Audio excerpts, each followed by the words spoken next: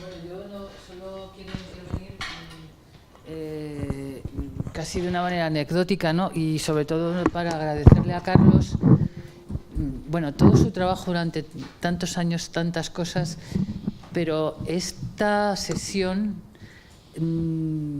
es de esto que llaman ahora como holístico, ¿no? Esto es como holístico, esta sesión de síntesis, ¿no? De abordaje desde tantos elementos en el mercado de trabajo, de tantas preguntas que nos hacemos a veces desilvanadas y que de repente aparecen, nos las pones ahí todas. Bueno, entonces, no he podido venir a sesiones anteriores y lo siento mucho, ¿no? Pero quiero aprovechar para agradecerte tantas cosas y especialmente esta sesión, ¿no? Y luego, bueno, como somos un poco, bueno, o por lo menos parte de los que estamos aquí somos un poco mayores, ¿no? En relación con lo que, con todo el planteamiento que haces y de los distintos elementos que contribuyen a explicar cómo en nuestro mercado de trabajo, hay una anécdota que yo le he escuchado a Miguel Rodríguez Piñero y está relacionada con la precariedad como política de empleo, ¿no? Como un elemento disciplinante de la política de empleo. Y quiero contárosla porque es algo que yo era jovencita cuando se lo oí, fue en uno de estos momentos de tantas reformas y requeterreformas que son un poco la historia de nuestra vida profesional, por lo menos de las que nos dedicamos al derecho del trabajo, es lo que hemos vivido, una detrás de otra. Y en una de estas, que siempre ha tenido que ver con la precariedad y con la temporalidad, pues contaba Miguel Rodríguez Piñero que entonces acababa de salir del Tribunal Constitucional y estaba en el Consejo Social y era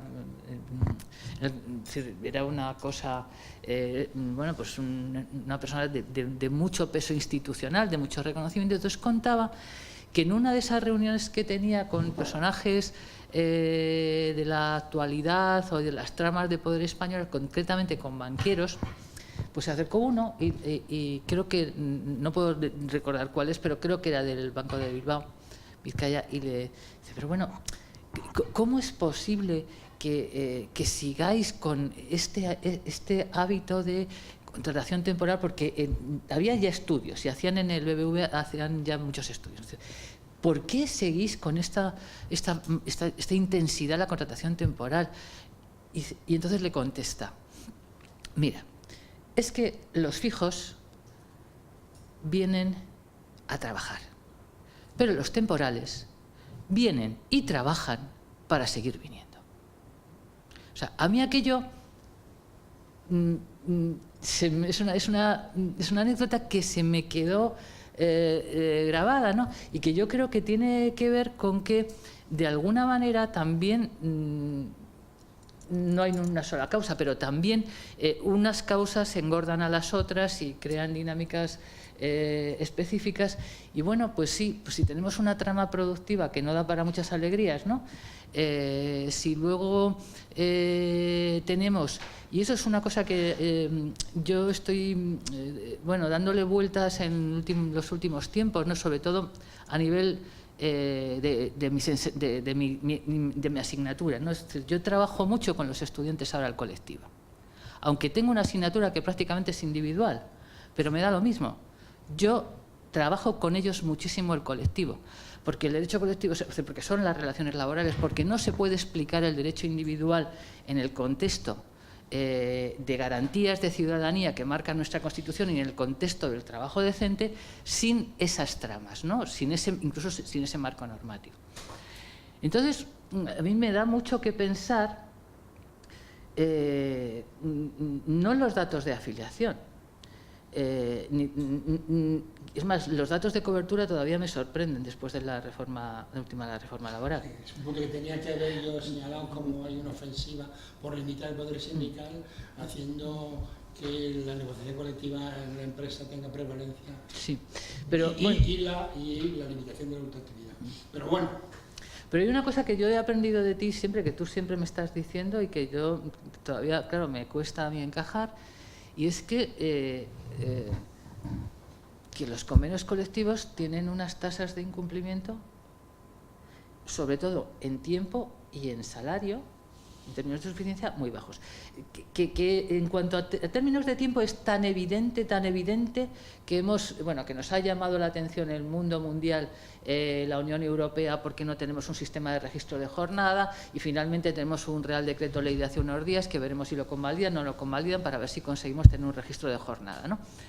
Pero el tema también de los salarios, claro, para los laboralistas, que no se cumple un convenio colectivo. O sea, bueno, pues si hay instituciones para hacer esos estudios, es decir, ese nivel de incumplimiento también es un tema muy preocupante, porque yo le estoy escuchando últimamente a compañeros laboralistas, por ejemplo, como Ricardo Escudero, a que tú bien conoces, preocupados con temas como, por ejemplo, la subida del salario mínimo interprofesional.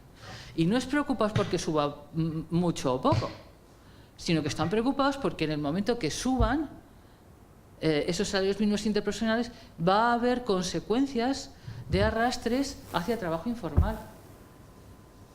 Porque ya es una tendencia que parece, no sé si es que se está detectando, que estamos asumiendo. Es decir, cuando tenemos una mejora o un marco normativo que garantiza determinada cosa, automáticamente parece que se está produciendo una redacción de a ver cómo me salgo de ese ámbito coactivo de esa nueva garantía. Y así lo empiezan a vivir algunos laboralistas.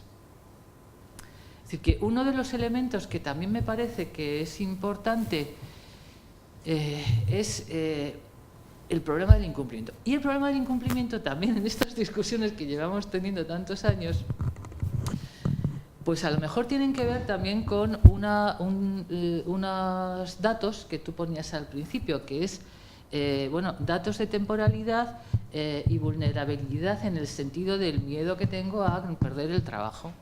Bueno, yo en algunas ocasiones he oído, incluso en algunos momentos muy críticos, incluso yo me he visto diciendo que las leyes del mercado de trabajo no las marcan las normas, sino que las marca el miedo a perderlo en algún momento, sobre todo en los momentos más duros de la crisis, ¿no? Entonces, esos elementos, ¿no?, de miedo a vulnerabilidad, luego el papel, es decir, si nosotros tenemos un marco normativo con una serie de derechos reconocidos a los representantes de los trabajadores en el seno de las empresas, bueno, que parece que no funcionan. Y eso es algo también que sobre lo que también deberíamos estudiar, ¿no? Y ahí deberíamos estudiar algo que está empezando a aparecer en los últimos tiempos, una diferenciación de presencia, de eficacia, de actuación entre los sindicatos más representativos y nuevas formaciones sindicales.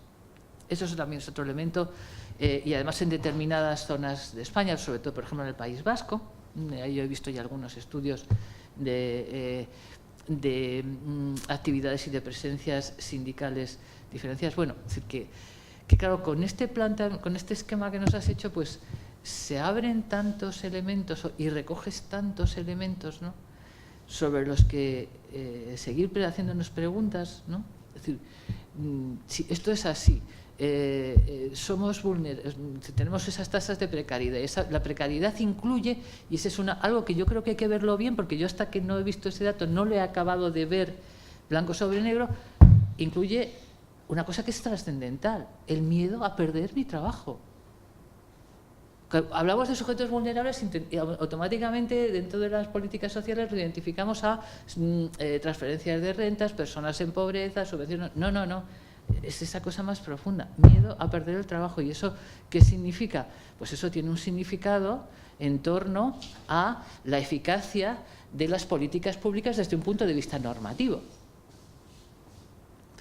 Tengo normas, tengo inspección de trabajo, poca, mucha, regular, pero si las personas nos vemos amenazadas a tomar decisiones en un contexto tan difícil, eso disciplina mucho. No sé cuánto, pero a lo mejor hay que medirlo, ¿no? No sé. Bueno, pero nada, que me enrollo mucho y además no sé si estoy muy acercado de mirar. Yo una línea de investigación que habría que desplegar un poco más es el sentido de la relación entre empresa y trabajador. Claro, porque eso es algo automático. Yo diría, y que puede variar mucho de unas empresas a otras, si hay unos sindicatos, pero en términos globales, es un poco abstracto, uno puede decir que hay como dos grandes modelos. Uno, de inspiración durkheimiana, es decir, donde lo que se trata es llegar a acuerdos o a fijar normas entre partes desiguales, pero que suponen un respeto del otro, un reconocimiento del otro, y luego el modelo Williamson, el de intereses, es decir, yo te contrato 2 días, ¿por qué? Bueno, no te necesito más, y de hecho al día siguiente, me es indiferente quién eres, ¿ya? El concepto de economía de... Y claro, yo creo que amplias franjas del tejido productivo español, no sé cuál, que debe tener, tienen prácticas de relaciones laborales de inspiración estrictamente de mercado o williamsonianas, que no piensan para nada en que el otro, además de ser un trabajador que te aporta riqueza, por así decirlo, es alguien con el cual tú te relacionas como persona, en términos de relaciones laborales, o sea, en términos Durkheim, lo que decía Durkheim. Detrás del contrato hay algo más que el contrato. ¿Qué es el que hay? Pues en España no hay nada más que el contrato, o sea, en muchos casos, ¿no? Yo soy nuevo, como te veía estuvo en la tuya.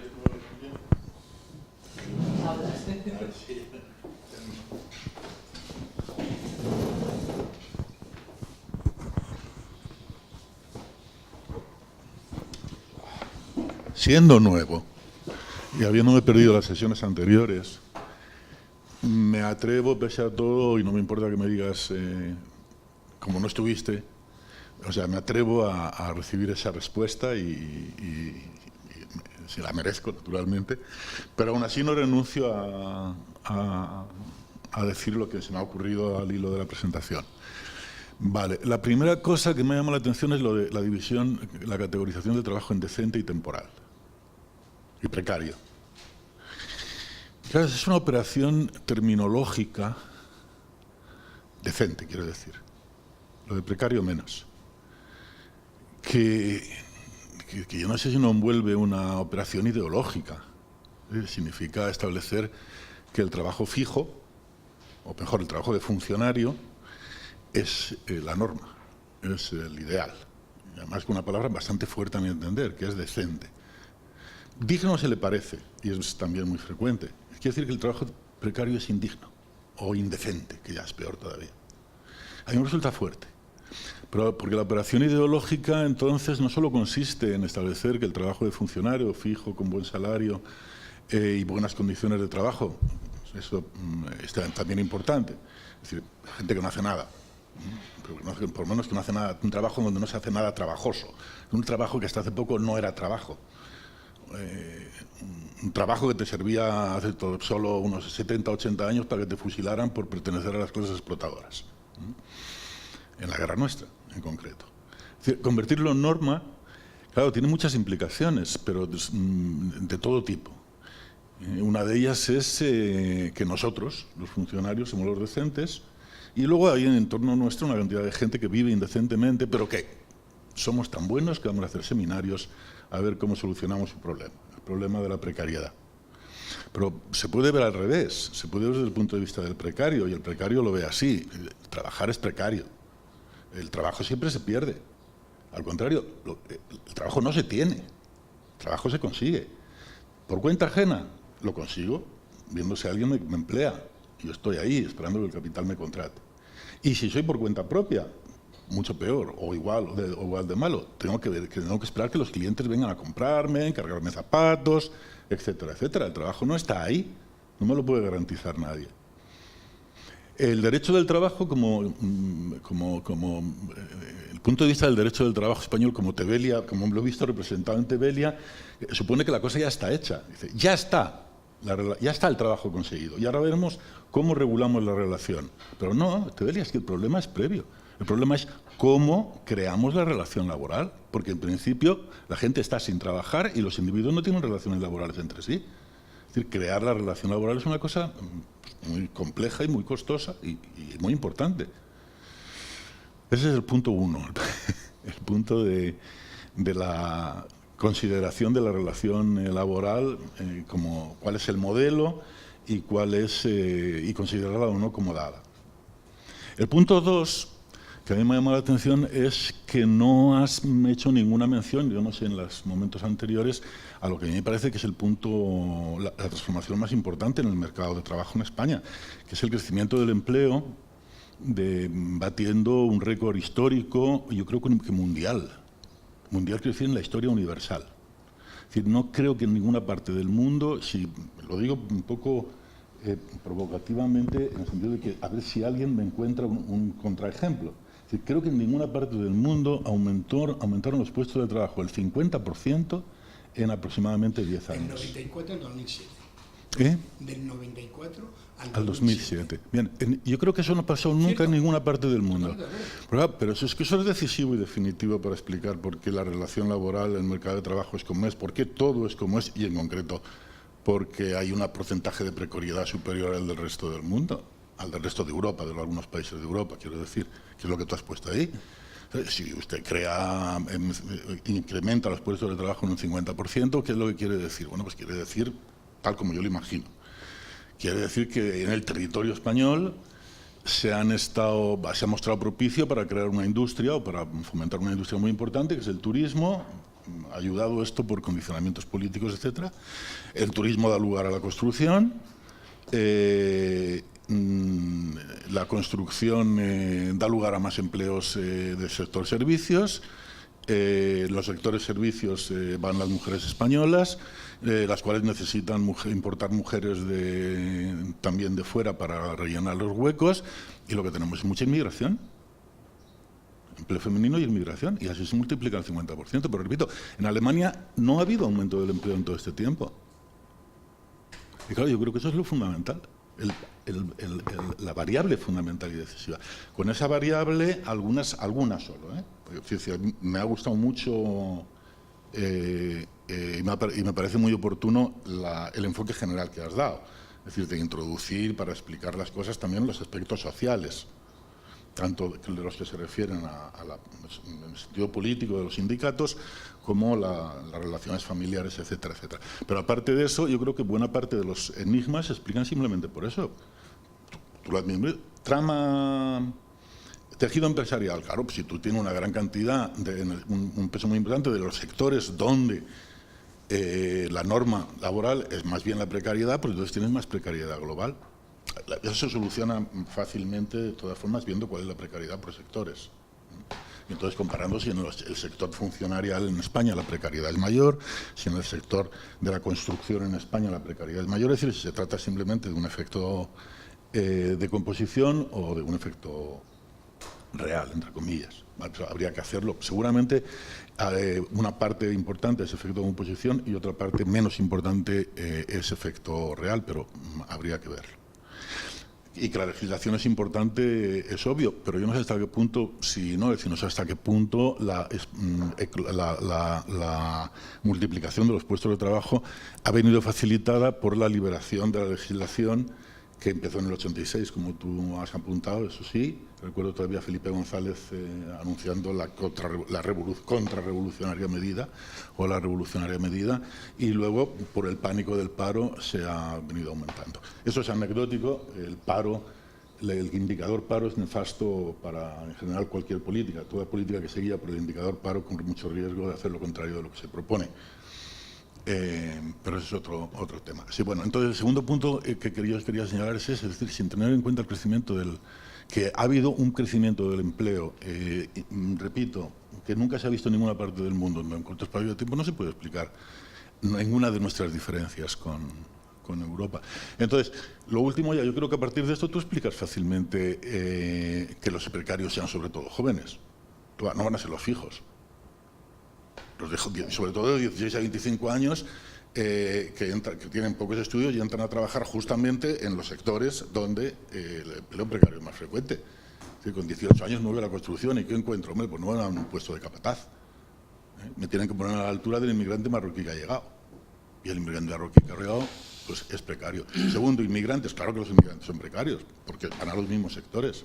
Aparte la vulnerabilidad, el hecho de que no tengan protección sindical, etcétera, etcétera, es que van a esos sectores. Y por último, ¿por qué no se cumple la legislación? Hombre, no se cumple la legislación porque la legislación es incumplible cuando tú no controlas las condiciones ambientales, las condiciones del contexto, cuando tú no controlas, es decir, cuando tú no tienes un espacio cerrado, un sistema cerrado. Si tú tienes un mercado donde dejas entrar, donde la oferta y la demanda funciona y no puedes limitar la oferta, es decir, no puedes limitar la inmigración en este caso, o no puedes limitar la oferta de mano de obra femenina nueva, entonces tú no puedes imponer ningún tipo de legislación. Por todas partes te burlan. Y claro que los convenios no se cumplen. ¿Qué más da? Lo más que puedes aspirar es que el convenio se cumpla para los nativos, pero no se cumpla para los inmigrantes, con complicidad de los nativos, porque sabe que para ellos se cumple, porque no se cumple para el inmigrante. Allí en cualquier empresa lo que tú puedes ver es el jefe nativo, pequeña, de esas de 10 habitantes, el capatazo empleado, nativo, el que trabaja, rumano o marroquí. Y ese, pues no sé, ni se ha enterado de que tiene derechos probablemente, así que estará más o menos legal, tendrá o no tendrá seguro, a veces no lo tienen, pero la legislación laboral... A ver, el empresario en todas partes del mundo, que yo sepa, incumple la legislación laboral en la medida en que puede. Y si tiene mano de obra abundante y tiene oferta abundante, pues claro que la legislación laboral se incumple. Y el tema gordo, por tanto, el más importante a mi entender, es el del crecimiento, del empleo y el del papel de la legislación laboral liberadora, salario mínimo bajo, contratos temporales legales, etcétera, etcétera, pero los sindicatos se apoyan siempre en el cumplimiento de la legislación, fundamentalmente, cuando quieren reivindicar derechos. Y el segundo punto es el de la inmigración. Si tú permites oferta ilimitada de mano de obra, eso ya sabemos por la experiencia histórica, que si hay oferta ilimitada de mano de obra, entonces muy difícilmente lo que va a haber va a ser probablemente lucha de clases, pero no va a haber, y lucha entre los que vienen y los que están, pero desde luego no va a haber empleo, gran abundancia de empleo decente, digamos. La cuestión es, ¿cómo los daneses lo consiguen? Pues por lo pronto no tienen una presión terrible sobre el mercado de trabajo y hace mucho tiempo que la tasa de ocupación en Dinamarca es el 80 y el 90%. Y no tienen un montón de inmigrantes que asaltan el mercado de trabajo todos los días para bajar los estándares. Bueno, yo creo que deja claro los 3 puntos que me parecían importantes. Muchas gracias por vuestra atención. Vamos a ver, tampoco yo quiero enrollar mucho. En el planteamiento que yo hago, el definir el empleo, incluso el trabajo, introduciendo una perspectiva normativa, no es algo accidental, no es algo que tenga que ver con el buenismo o que tenga que ver no sé con qué, sino porque efectivamente, históricamente, hay una serie de categorías que las sociedades siempre, pero las modernas, son categorías de percepción y apreciación, y si no juntas la apreciación, la categoría no existe, y una de ellas sucede con el trabajo y con el empleo. Históricamente, ¿cuándo empieza a existir el empleo? Cuando el trabajo regulado por el mercado empieza a ser regulado por pautas distintas a las del mercado. El empleo es un invento de finales del XIX y comienzos del XX. ¿Por qué? Porque era un trabajo normado. No es un hecho, sin más, es un trabajo normal. Y si no, no existe. Entonces, claro, tú dices, una vez que lo defiendes así, evidentemente tú puedes ahí introducir matices. Es decir, hay gente o sociedades en las cuales la definición de lo que es el empleo normado, es decir, lo que es el empleo, es diferente de las otras. Si pasa, pero la gente lo tiene interiorizado. Mira, un fenómeno muy curioso que se está dando en España, en los últimos años además, ¿no? El empleo está creciendo de un modo importante en los 3 últimos años. Cuando, sin embargo, se pregunta a la población española, en las encuestas del CIS, en los barómetros del CIS, cuál es el principal problema, parece que no se han enterado que está creciendo el empleo. Siguen diciendo que el principal problema es el empleo. Pero probablemente, ¿por qué? Porque consideren que el empleo que se crea no es empleo. ¿Entiendes? Así de simple. Sí, porque no todo empleo es realmente empleo, porque debe tener determinadas normas, en términos sociales. Yo no estoy hablando ni como en términos sociales. Y luego, porque, mire usted, si a mí me contratan para un fin de semana trabajar, qué sé yo, 12 horas al día, usted lo llamará empleo. Ya se parece en estadística, pero si no lo llama empleo. Y en esto... Pero el científico soy yo. ¿Cómo? El científico soy yo. Pero si yo no digo... Tú eres científico. Si yo solo Tú estoy... eres quien define lo que es empleo cuando haces una investigación. Claro, ¿Vale? claro, pero No yo... tienes por qué dejarte guiar por una presunta norma social que, como se ha impuesto ya, yo no puedo discutirla. Pero si yo no digo... Lo de decente, digo. No, entonces, claro... Estamos en lo de decente. Sí, claro. ¿Cuál es el empleo? Entonces, ¿cuál es el empleo precario? Es decir, sabe que ha habido discusiones en torno a cómo se definía la precariedad. Miles, casi millones. Y la tendencia más frecuente ha sido el considerar que empleo precario y precariedad era simplemente el empleo atípico. El empleo atípico. Es decir, eso ha sido muy habitual, La Julio. OCDE incluye hasta los empresarios. Ya, yo me quiero decir, pero que el empleo atípico es lo que es considerado habitualmente. Sí, la OCDE. A mí, quiero decir, a mí no me basta, ¿por qué? Porque el empleo atípico puede, en términos sociales, ser muy poco relevante el que sea atípico o no atípico, sino que no cumple con las normas que la gente, la población, los trabajadores consideran decentes. Entonces ya está, ese es el empleo. Ese es el empleo precario. Y el otro es el de... Adoptar ese punto de vista y la terminología decente consiste en sucumbir a una operación ideológica. Claro, es un juicio de valor yo te diría, que tú le atribuyes a la mayor parte de la gente, pero que puede estar infundado. pero si a mí que me importa que se esté haciendo los secundarios, lo que quiero es tener en cuenta lo que piensa la gente y lo que... Que te lleva a plantear como problema político lo de la precariedad. Claro, lo de la precariedad. Vamos a ver. Desde el punto de La precariedad es un problema, la precariedad es un Desde el punto de vista del aumento del empleo, que yo he dicho que era el punto fundamental, la precariedad es una bendición. Es una bendición.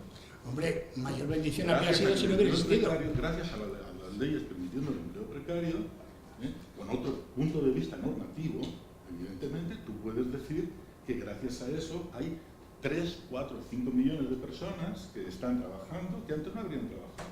O que se habrían quedado en sus países sin inmigración en unas condiciones mucho peores. Claro. Tú tienes que mirar por lo menos los dos puntos de vista. Por lo menos. Hay otras intervenciones también. Sí, vale. Sí, hay otros... Oye, que muchas gracias, Julio. Me esperaba una interpretación provocadora de las No, no puedes olvidar que se han creado esos puestos de trabajo y que la gente que está trabajando en ellos no habría trabajado sin esos puestos de trabajo y que eso tiene que ver con la precariedad. Y que sin precariedad no existirían esos campos de trabajo. Pero vamos a ver, cuando se introduce el criterio de la normatividad de qué es lo que se considera un trabajo adecuado para ser considerado empleo, evidentemente hay normas que penetran la sociedad entera y que su expresión última, pero luego las personas... A las que yo no estoy resistiendo. Sí, pero que las personas luego es diferente, evidentemente no contempla las condiciones necesarias para tener un buen empleo de la misma manera un inmigrante que acaba de llegar que un veterano trabajador, digamos, ajustador en la fábrica, no lo considera la de ¿Por qué adoptas tú el punto de vista del veterano trabajador y no del inmigrante que acaba de llegar? Esa es la cuestión. Cuando te pones a actuar como científico social. Pero vamos a ver... No, pero... A yo creo que en este debate hay dos debates en realidad. Uno conceptual, cómo conceptualizar ciertos fenómenos, y otro cómo explicarlos causalmente. Voy a decir dos notas sobre esto.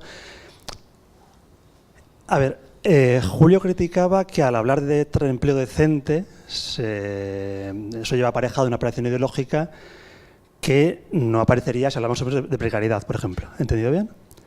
Pero por esa misma razón, también hablar de precariedad es una operación ideológica. Es decir, yo creo que es muy complicado conceptualizar un fenómeno como este sin incurrir de algún modo u otro en una operación ideológica, sea de un modo explícito o implícito. Es decir, no creo que hablar de flexibilidad sea menos ideológico que hablar de precariedad. Y es interesante ver también un poco la historia de los conceptos porque tengo aquí una cita de un famoso informe sobre la temporalidad que se hizo en el Ministerio en el 92, Toaria, Venturelli y tal, y ellos rechazaban hablar de precariedad, leo, porque eso no pasa de ser una convención lingüística que tiene el inconveniente de confundir aspectos de duración temporal, asumidos voluntariamente por las partes según la legalidad vigente, y prácticas discriminatorias que implican al menos un quebrantamiento del espíritu de la ley. Es decir, precariedad era contratación ilegal. Temporalidad, según este informe, no era precariedad, ¿vale? Hoy en día todo el mundo acepta que temporalidad se puede hacer equivaler con precariedad, más o menos, ¿no? Aunque la precariedad sea más amplia que la temporalidad. Es decir, yo acepto, creo que es razonable la postura de Julio, pero creo que es imposible escapar a ella. Creo que lo único que puede hacer el científico social es ser consciente de los sesgos normativos o ideológicos que van con el concepto, ¿no? Y entiendo que eso es, digamos, el espíritu weberiano. Ser consciente de hasta qué punto, cuando tú construyes un tipo ideal, puedes estar incluyendo aspectos normativos. Uno puede defender como investigador que llama a eso precariedad y también justificarlo normativamente, porque se aparta de un cierto ideal normativo que corresponde con ciertas ideas. Por ejemplo, con la reducción del ejercicio del poder arbitrario. Y puede echar mano de Philippe Petit para justificar que normativamente eso es razonable, ¿no? O sea que no veo forma de escapar a la contaminación ideológica de los conceptos, y creo que lo que tenemos que hacer los sociólogos es dejar claro o explicitar a los conscientes de ese peligro y no incurrir en él de un modo excesivo, claro. La segunda cuestión es que él apuntaba que, sin entender el crecimiento del empleo brutal de la máquina de empleo española de finales de segunda mitad de los 90, principios de los 2000, es imposible entender el régimen de empleo español. Yo tampoco estoy de acuerdo, porque muchos rasgos de ese régimen de empleo preexistían a esa fase de creación de empleo. Ya existían en los años 80. Es decir, ambos son fenómenos que responden a otro fenómeno que es la trayectoria histórica de España o el modelo productivo. Es decir,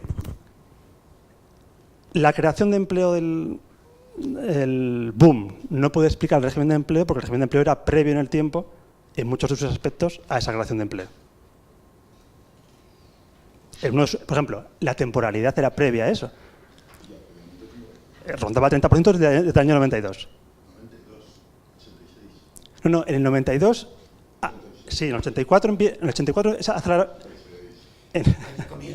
ver, en el 84 el PSOE hace la reforma y Almunia dice... Luego el desarrollo sí. se proyecta sobre todo... En el 87 la EPA empieza a contabilizar el empleo temporal, que va creciendo y llega al punto del 30% en el 92, o sea que es previo a la creación de empleo, la temporalidad. Bien.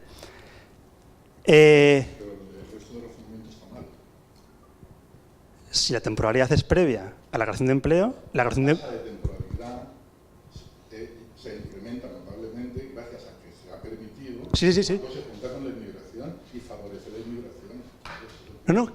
Y eso favorece el crecimiento. Sí, que la temporalidad favorezca el crecimiento es el segundo punto. ¿Tienen que ver? No, que tiene que ver, sí, lo que digo es que el crecimiento... Sí, que tienen que ver, sí. Entonces creo que te he entendido mal la intervención. Lo que quiero decir es que el crecimiento de empleo no explica la temporalidad. Vale. Pues vale, al revés probablemente. Y ahí está el punto que yo creo que es un contrafáctico que no me parece que creo que es controvertido. Que no digo que sea falso. Que sin temporalidad no habría habido crecimiento no habría habido ese crecimiento de empleo. Un poco. Lo de las leyes tiene su importancia, pero no tanta. Bueno, vale, pues también te he sobreinterpretado. Yo creo que la temporalidad explica una parte de ese crecimiento de empleo y, en particular, la gran sensibilidad que tiene el nivel de empleo en España al ciclo económico. Se crea más cuando hay una fase alcista y se destruye más cuando hay una crisis.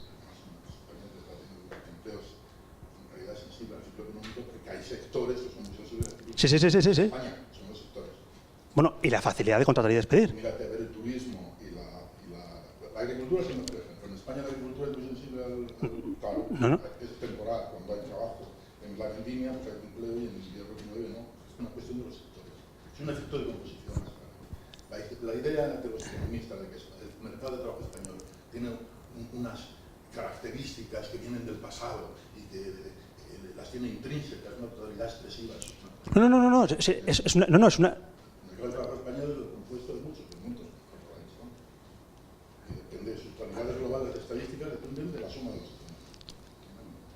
Pero entonces,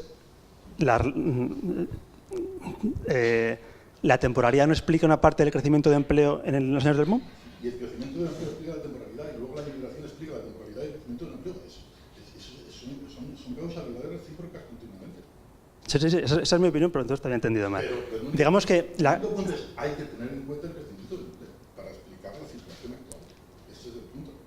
Porque en países donde no ha crecido, o sea, imagina, contrafáctico, es decir, si no hubiera crecido el empleo y hubiéramos sido los trabajadores que se hubieran producido aquí, evidentemente la temporalidad. Pero Julio, previamente. Porque a mí se me parece interesante que el crecimiento del empleo aquí es espectacular en determinado contexto. Pero habría que añadirle, o yo me lo preguntaría, ¿de qué empleo? Porque ha crecido espectacularmente lo de siempre, lo de siempre. Ha crecido como siempre, lo de siempre. Sí. A ver, dos últimas cosas. O sea, la temporalidad era igual en el 95 que en el 2007, 33%. Por eso digo que... Pero bueno. Si aspiras a reducir, a lo que no puedes hacer es incrementar la oferta continuamente en los sectores con más temporalidad. Bueno, sí, pero que creo que lo que explica la temporalidad entonces no es esa creación de empleo, sino otros factores. Y luego dos cuestiones. Yo creo que hay dos problemas que se plantean en la exposición de Carlos y que luego reaparecen con la de Julio, que es... Uno a nivel macro es la interacción entre el modelo productivo y normas o legislación laboral. La legislación es un tipo de normas, las normas cristalizadas en leyes.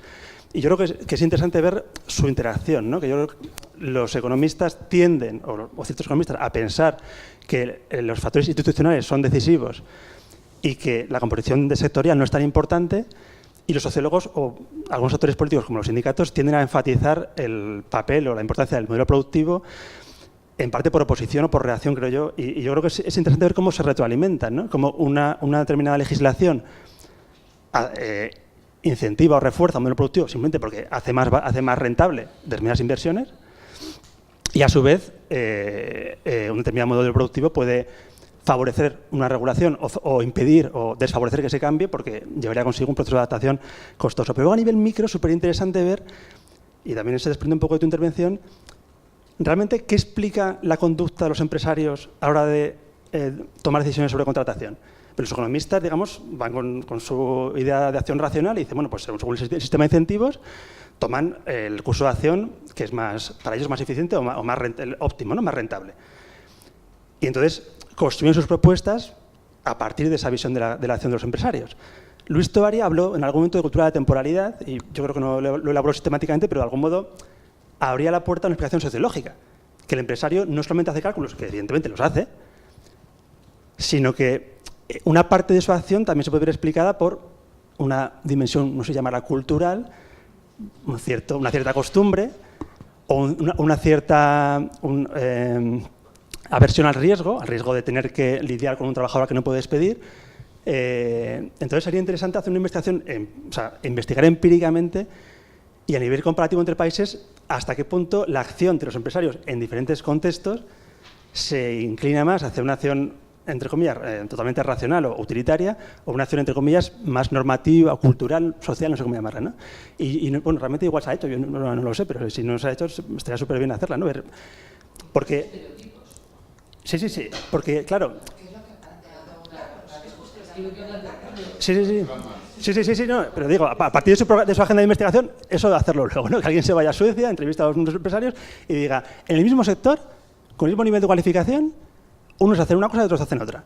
Porque un límite, una insuficiencia de la explicación basada en el modelo productivo es que en España, en los mismos sectores que en otros países, o sea, en sectores, se puede comparar un sector en España y en Suecia, por ejemplo, y ver que las prácticas de empleo son distintas. Por ejemplo, la universidad es un ejemplo de ello. Entonces, no solo es el turismo y el ladrillo. En sectores idénticos, en diferentes países, se llevan a cabo diferentes prácticas de empleo, ¿no? ¿Por qué es eso? ¿Es una cuestión únicamente de cálculo utilitario o hay un aspecto social, cultural, que interviene en esas relaciones sociales? Bueno, esto es... Yo una última palabra sobre tu intervención antes de decir, date cuenta, cuando tú hablas, yo no voy a hablar ahora ya de volver sobre el problema en realidad. Al final, mi planteamiento enlaza y encaja mucho con la aproximación en términos segmentaristas del mercado de trabajo que arranca a finales de los 70, o incluso comienzos de los 70. Segmento inferior, segmento central, segmento superior. Lo que pasa es que, claro, el modo como definen y valoran, digamos, cada uno de esos elementos de relación, yo lo veo de un modo distinto, pero no es tan lejano. Es decir, por lo menos hay una conexión entre aquella aproximación de los segmentaristas, que por cierto, hay una asociación mundial de segmentos del mercado de trabajo que organizan un congreso todos los años, y hay gente muy interesante que participa ahí. Pero quiere decir que no estoy tan alejado de los planteamientos, simplemente que mi modo de definir esos segmentos lo abordo de otra manera, que creo que también es adecuada sociológicamente, aunque sea distinta. Porque bueno, considero que hay unas dimensiones de normatividad, no porque haya que cumplir o dejar de cumplir, que definen los hechos, que los hechos son indefinibles, lejos de la normatividad, nada más.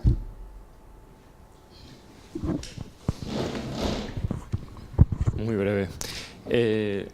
Yo creo que hay parte de las cuestiones que están saliendo aquí que tienen que, vamos, y de tu exposición que me ha gustado mucho, que tienen que ver con que también nuestros datos, los datos que tenemos, tienen una limitación que yo creo que ya empezaría a ser solventable, que es que ya no basta con hacer datos comparativos a lo largo del tiempo, es decir, tipo longitudinal, sino que necesitaríamos datos más bien ya de trayectorias, es decir, efectivamente llevamos 30 años como mínimo con precariedades y demás, hablando de precariedad. Y viendo además los datos que tú aportas aquí de juventud, yo creo que haría falta ir viendo eso que tanto dicen los sociólogos de la juventud, de la precariedad de los jóvenes y que las nuevas generaciones están en una situación peor, si realmente esas nuevas generaciones precarias que ya han nacido y han crecido en la precariedad, si se están instalando con cierta normalidad, porque esa es la impresión que dan los datos, ¿no? Porque si te das cuenta, tus datos del trabajo decente es como el 30% de la 70% de la población, más del 70%. Claro, si nos fijamos en la precariedad del 26% nos parece mucho en comparación con otros países, pero para todos estos agoreros que dicen que el fin del trabajo o fin del trabajo decente y demás, sigue habiendo mucho trabajo en unas condiciones de una cierta estabilidad.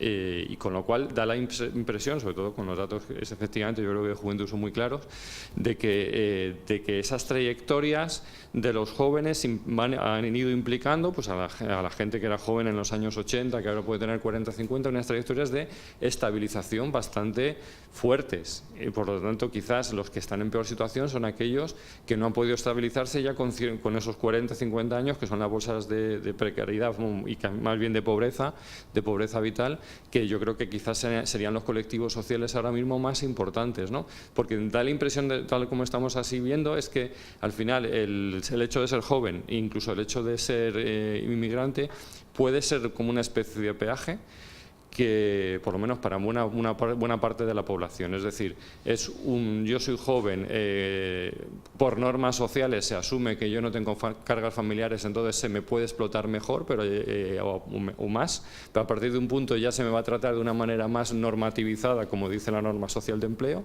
Si soy inmigrante, bueno, pues el peaje es que acabo de llegar y entonces pues te aguantas con que trabajes en lo que te demos, pero quizás en la segunda generación, si conseguimos, que no siempre se ha conseguido, y Francia es un buen ejemplo, que las segundas generaciones pueden tener una integración mejor en la sociedad, bueno, pues ese es el peaje generacional que podría estar también, bueno, pues sucediendo, ¿no? Entonces, bueno, es una reflexión, quería saber un poco tu opinión en este respecto, ¿no? Si quizás este tipo de datos de trayectorias nos podrían ir dando otro tipo de información complementaria a este modelo, que, en fin, que para mí lo más interesante del modelo es justamente que no hay una causa de esta situación, sino que las causas son muchas y de muy diverso tipo y muy interrelacionadas, y que si no se entiende ese conjunto de causas o de cuestiones o factores que inciden en la situación en la que estamos, no se entiende la perspectiva completa.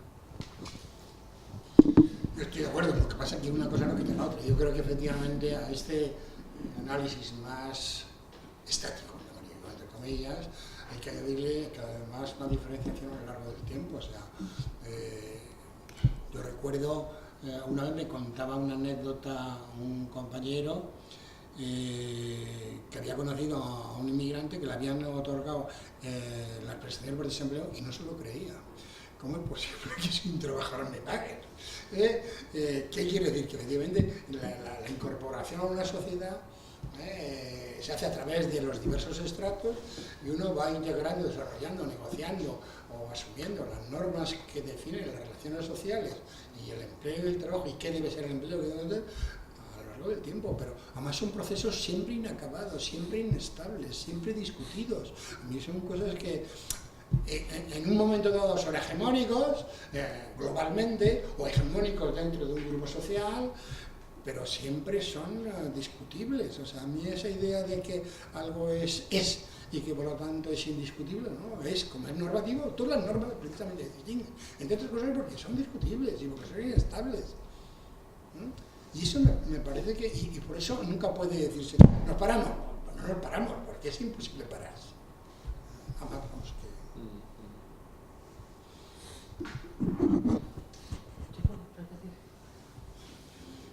Muy corto, o sea, muy breve. Bueno, sobre dos temas. Uno, y siempre os pido que me disculpéis porque yo estoy, entre comillas, un tanto fuera de lugar en vuestro discurso, no humana ni afectivamente, porque, o sea, por muchos motivos, ¿no? Pero sí, mi discurso, mi formación de origen me lleva a plantear cosas desde quizá otras perspectivas, ¿no? Y me siento en libertad y agradecido de poder expresarme libremente, ¿no? Bueno, en cuanto a algunas cosas que has dicho, Julio, verdaderamente me parecen, con todo el cariño, que las has planteado con mucha brocha gorda. Vale, entonces, bueno, ya, no, o sea, no pido la respuesta, pero es que nos conocemos de toda la vida, o sea, tu condición de provocador o sea, no se puede. Pero entonces, hay algunas que a mí me gustaría que un poquito matizadas, ¿no? Porque, bueno, es que claro, tenemos un mercado abierto, o sea, aquí entra y sale todo el mundo, entran las mujeres, entran los inmigrantes, pues ¿qué va a ser esto? O sea, bueno, sí, claro, entran, pero, hombre, ya tenemos datos para saber dónde están, dónde entran, ya sabemos dónde les dejamos entrar, ya lo sabemos, ¿no? Entonces, a lo mejor un poquitito de matización hay. Y luego ya, última cosa, bueno, esto ya nos ha pasado varias veces, sobre el tema del trabajo decente y su componente, entre comillas, ideológico o no ideológico. Bueno, yo no sé cómo explicarme esto y me gustaría seguir debatiendo con vosotros infinitamente sobre este tema hasta que yo, bueno, por lo menos yo me sienta en un lugar de encuentro total, ¿no? Pero bueno, si la palabra trabajo decente no gusta, y se dice que, caramba, a mí me duele que se diga ahora que eso tiene componente ideológico, como si las demás cosas que venimos oyendo infinitamente no lo tuvieran, y no la tuvieran mucho más, con una carga ideológica mucho más sutil, mucho más profunda, mucho más fuerte. Bueno, pero vale, vamos a admitir, tiene un componente ideológico. Bueno, pues si no nos gusta, yo lo quiero plantear de otros términos. Primero, el término trabajo decente es una expresión de las instituciones internacionales. Bueno, eso para ti, a lo mejor para mí es todo lo contrario, ¿no? Bueno, pero ¿qué marca? ¿Qué significa? ¿Qué tiene de ideológico? Bueno, no sé, de verdad, yo preferiría decir qué tiene de político, no de ideológico. Me gustaría señalar. Entonces, ¿qué es lo que significa desde el punto de vista institucional? Que es el límite internacional que hemos marcado respecto de las condiciones tolerables o intolerables en un determinado momento histórico. ¿Qué eso es ideología?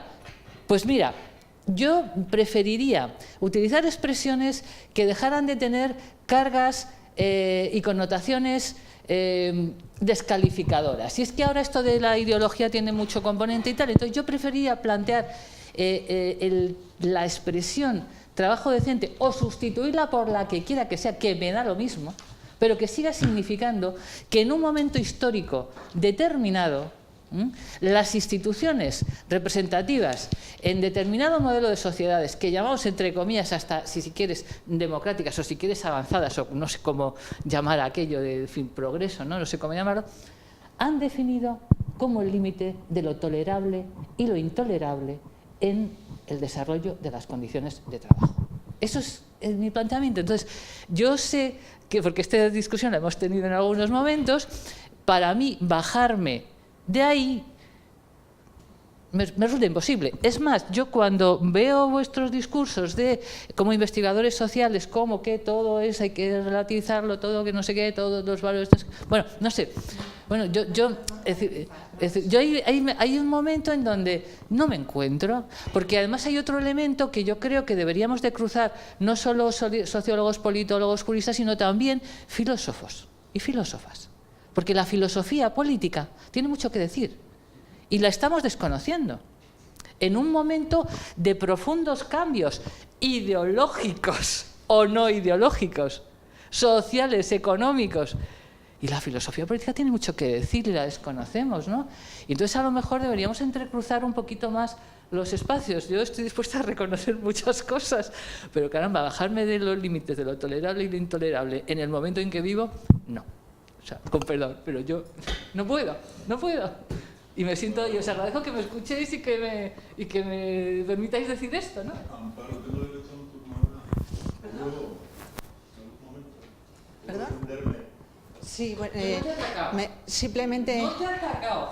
O sea, te os prometo... Un minuto. Mucho menos. Simplemente... He sentido herida, pero muy sensible. Herido no. ¿No te he atacado? Bueno, un momentito, sí, una intervención breve. Simplemente, yo creo que el punto de partida de Carlos es justamente tratar de reflejar el carácter, yo no diría ideológico, sino normativo de los conceptos que articula la justicia social en distintos momentos históricos. Entonces, el plantear que es ideológico, que el desarrollo de las sesiones, bueno, y conoces muy bien el pensamiento, iba justamente en esa relación, tratar de analizar cómo en esa construcción de categorías, de cuando hablamos de trabajo decente, trabajo precario, trabajo, etcétera, estamos no solamente hablando, no estamos describiendo, sino estamos performando, estamos haciendo juicios de valor y yo creo que eso es una cuestión que ha estado planteada no como una contaminación ideológica, sino yo creo que el interés justamente de lo que estás planteando, Carlos, es eso, es tratar de analizar en esa, que yo estoy muy de acuerdo con lo que plantea Tebelia, en esa normatividad que integran e introducen los conceptos, cómo hacemos y deshacemos relaciones sociales. Por eso es verdad la cuestión, no es cuestión de relativismo. Yo no creo, cuando algunas veces hemos tenido esta discusión, no es porque sea relativizar el trabajo precario aceptable o inaceptable, sino más bien es tratar de analizar cómo cuando pensamos en unos términos estamos haciendo o deshaciendo relaciones sociales y relaciones políticas. Es ser consciente del carácter performativo que tienen los conceptos que estamos usando. No se trata de deslegitimarlos o descalificarlos o y yo creo que es eso también el atractivo de la reflexión y del pensamiento de Carlos, ¿no? Aparte de otros autores. Es que justamente nos plantea ante la situación, no demos por sentado un orden social, vamos a ver cómo ese orden social se construye en base a categorías de reflexión que articulan aquello que concebimos como justo e injusto, digno e indigno, etcétera, y cómo en esas categorías de reflexión estamos produciendo orden social. Yo creo que es esa la cuestión. Pero bueno, ahora te dejo una cuestión, Carlos, que en tu articulación esquemática que yo creo que es que haces mucho énfasis o mucho peso a todo el tema de las interdependencias y las reciprocidades que también planteaba antes Julio. Quizás una cuestión que no has destacado y que yo creo que es interesante, y alguna vez te lo he oído decir, es cómo también esta configuración social del empleo influye no solamente consecuencias, sino luego también es cómo va reformulando y reconfigurando en la línea de lo que plantea antes Julio, en términos de reciprocidades, por un lado las tramas de relaciones sociales y por otro lado también incluso el crecimiento económico al que estaba aludiendo. Es decir, que no solamente una serie de factores que articulan una situación social, sino que esa situación social va también teniendo un impacto a su misma vez en esas tramas de relaciones sociales y de... Julio. A ver. Voy a hablar con más calma que al principio, porque siempre tengo, cuando empiezo a hablar, desde la primera vez que lo hice en público, tengo el complejo de que no quiero cansar ni ser demasiado largo, y da la impresión de que siempre me faltan los preámbulos. Entonces, primer punto que debía haber dejado claro, aunque lo he intentado hacer después. Me parece óptimo, espléndido y magnífico el planteamiento que Carlos Prieto ha hecho hoy. Me parece muy bien ampliar señalar que las políticas públicas de empleo y en particular las normas no definen la realidad más que dentro de estrechos límites.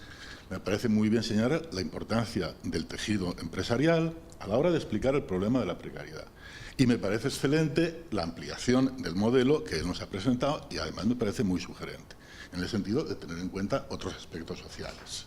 Así que todo lo que has dicho a mí me parece bien. No he intentado en ningún momento poner en cuestión lo que has intentado tú, o lo que tú estabas haciendo. Solo he intentado, al contrario, ampliarlo de algún modo, poniéndolo en contexto. En un contexto más amplio, que es además el contexto actual, a mi entender.